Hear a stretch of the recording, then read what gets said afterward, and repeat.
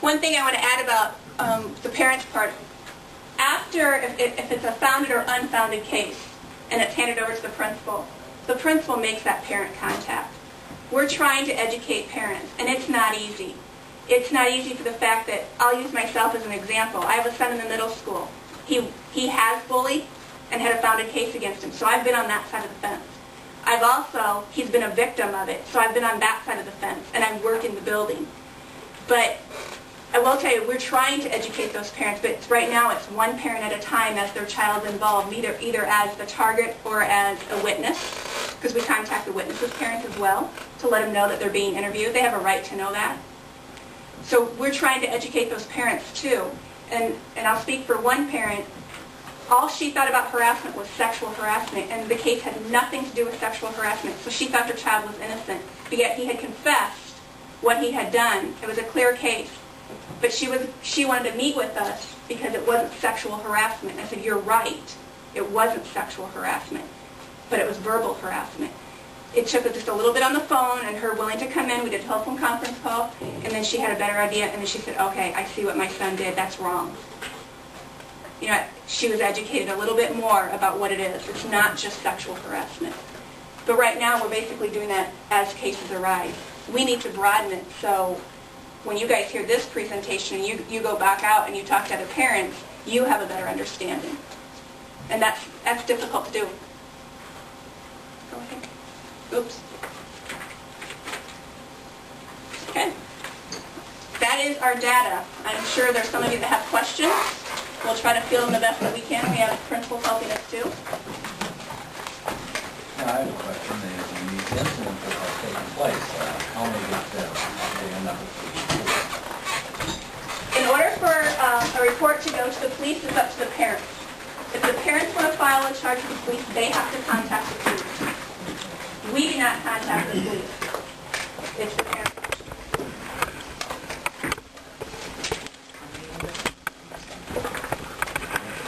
I don't have an answer because sometimes we're not even told. I know of one case where the parent was going to call the police. She told me she was going to call the police. But in the follow-ups that I had, she never mentioned it. You're judging as to whether this is appropriate bullying or not bullying. You're giving your recommendation. We write a report. We do an analysis and a conclusion, saying what we think, if we believe it's founded or not, based on and why we believe it's founded or not. And then the principal takes it from there. And the principal can go back and does go back when it's necessary and re-interviews who I would feel I would need to re-interview if that's necessary. The punishment is in school suspension with a substitute teacher, or what? What is that? The in-school suspension usually is with, in my office or in Danny's office. But the discipline can differ depending on the circumstances. And I mean, if you have kindergartners, it can be different than those. Really? Really? That's true. What about those children that have suffered physical injury and actually, we were notified of one as board members. Do you handle that then, or does it go right to the administration? Sometimes an incident can be strictly discipline. I mean, it may not, it's an isolated incident, two kids of equal power get into a fight on the playground. That's not necessarily bullying harassment because there's no imbalance of power. They got into a fight and there may be an injury and I'm not involved in that well, I shouldn't say at all, but it'd be a discipline issue, go immediately to the principal with that. He's apparently in high school. Oh. It was the high school case she's referring to. Are you asking Kevin that question? Do you handle it, or does it Yeah. go right to the administration? Yeah, if it's a co-equal fight, yeah, that's just great discipline and it's a level 3 violation for fighting. Yep.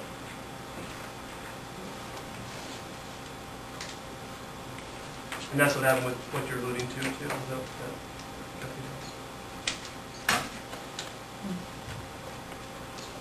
If you take a look at the editorial, there were 5 questions asked. How much bullying and harassment? I think you saw data. Have there been police reports filed? Families do that. If they so desire, if the bullying at Grassroots is going on, what's the administration done to stop it? You a long list of things that the district is doing, not just the administration, but across teaching staff and classified staff. Number 4, what action has been taken against the guilty bullies or harassers? If no action has been taken, why not? And the counselors explain as well as the principals that it fits our discipline codes. There's disciplinary action if it's founded cases. If it's unfounded, it still may be disciplined because the discipline code is a disciplinary action, not a bullying harassment. And the last item, number 5, I've heard that the district has settled suits for $85,000 and $97,000. That is false. I know one family is planning another suit. I don't know that. You've gotten some letters from the family. I've gotten some letters. If I took every letter that I received where someone was threatening a lawsuit, or if we took the conversations with the principals and me as an administrator, where a parent says to us over the course of a year or 2 years, well, I'm getting an attorney and I'm going to sue you, there'd be a monthly report to you about what was wrong, because that conversation sometimes takes place. So I don't know about a pending lawsuit, and our attorney has not been contacted about one, nor have I, or the administrators. If money has been paid, we, or at least our school board members, should be told, and you were told last year, all of you, there was a founded case, or a claim of a founded case of harassment by a high school student toward 3 other students. The insurance company settled that. I explained to you that I went to the Iowa Civil Rights Commission, spent a day in mediation, and it was against my wishes that they settled. But the insurance company made the determination, because at a point we were given an attorney by the insurance company, and that settlement was for $30,000, and that is the only settlement that there has been. Now, in the history of the school district, there was a $85,000 or $97,000 settlement. Neither Frank nor I know that. And there has not been one at Lake Roberts, so that is false information. Where did the money come from? The $30,000 settlement was insurance company settlement, so they wrote the check for the $30,000, and that answers the question about insurance or general funds. It was never general funds. The expense of attorney fees to get to the time that it was handed over to the insurance company was the district's expense. Okay? And it was a shared expense because it was during full-grade sharing, and it involved students from both districts. And claimed by one student against 3 other students. Ask us, the 6 of them or me, questions that haven't been answered in the 5 items there, or any other questions. I think everyone should know that even after the discipline, I will ask Becky to see the person. And the discipline, that isn't going to stop. You have to educate. And we will continue to educate through our counselors. We ask parents to be involved with that education. Some will, some won't. But we will continue to meet with that student and try and help them through, because it's all about education. The discipline isn't, we can't deter kids with discipline anymore. That used to work at one time, and it doesn't anymore. How many of these, and I'm going to call them complaints, and I don't know if that's the proper term, how many of them are generated by staff, and how many of them are generated by students? I mean, like, for example, Dave's picking on me, and so I go in and tell Denny, and then Denny reports it. The majority of mine are student. Majority of mine are from staff. Okay. Mine are student. I have had a few staff.